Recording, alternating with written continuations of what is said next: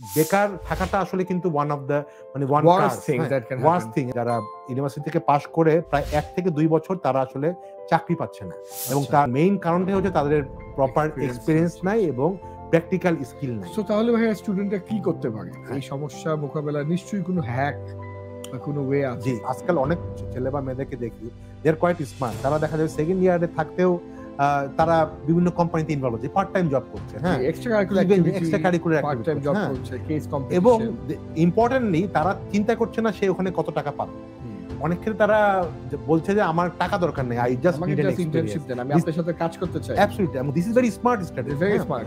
কারণ এইটা কিন্তু সে পাস করার পরে তার সিভিতে লিখতে পারছে যে আমি এই কোম্পানিতে এতদিন 3 মাস আমি একটা কাজে ইনভলভ ছিলাম। এবং ও যদি ভালো হয় ওই কোম্পানিটাকে অ্যাবজর্ব করে নেবে, অ্যাবসলিউটলি। অথবা খুবই ভালো রেফারেন্স দিবে। অতএব আমি দেখি যে আমাদের ফ্রেশারদের মধ্যে দুইটা ব্যাপার একটু ল্যাকিং আছে, বা যেটা if you say that hack, একটা হচ্ছে তারা প্রথম 2 বছর তার ক্যারিয়ারের they should not bother about their salary, they should bother about what they are learning. Second হচ্ছে তাদেরকে ওই ফিল্ড জবের ব্যাপারে একটু আরো ওপেন থাকতে হবে।